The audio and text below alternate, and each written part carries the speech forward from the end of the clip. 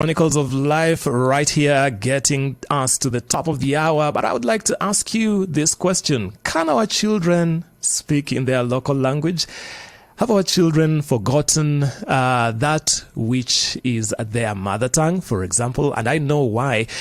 Sometimes, with the urbanization and the rural to urban migration, there tends to be that kind of disposition, because now our children are not able, mostly, I'm not saying every home, but mostly you might find that there are some factors to this. So can your children communicate in their local language? And if they're not able to, could you say that there's a lot of cultural erosion that is happening around us? Could you say that perhaps it's because then that language that we are talking about, that local dialect, is not examinable? And this is why they are not able to communicate in their local language. I think most of our schools are not teaching in the local vernacular. So then you find that our children are having to put up with, reading books that are actually written in English or Kiswahili.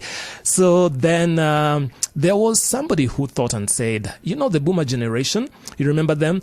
The millennials, when it was in the time of the boomer generation, they actually were very strong in the culture of their local language, or the use of their local language. Because, using the local language doesn't just begin and end there, but it's one of the ways in which people can actually preserve their culture. So now the boomer generation to the millennials, now to the Generation Z or the Gen Zs, the local language has actually been lost there. I remember growing up, and we had friends, or whom you could call best friends. And so if you paid them a visit in their wherever they lived, of course, they welcomed you and they made you feel at home, but they knew that their parents would communicate to them in the vernacular language.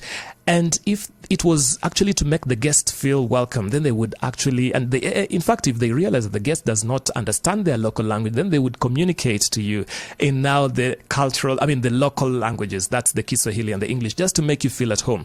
That's how far we've come. So I would leave this to you to think along with me as to whether we have observed the erosion of culture, and whether it is time for us indeed to go back to using these languages, especially with the children that God is giving us.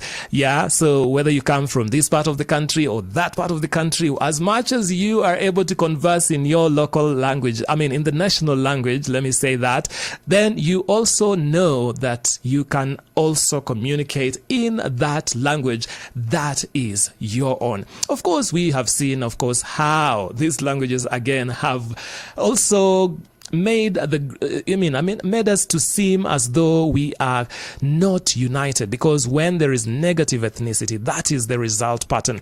However, while we muse along the issues of life in the Life Chronicles, my question again to you is, have your children, or can your children speak in their local language? Can they pass their greetings in the local language, for instance? And that's just one of the ways by which we can preserve our rich cultural heritage.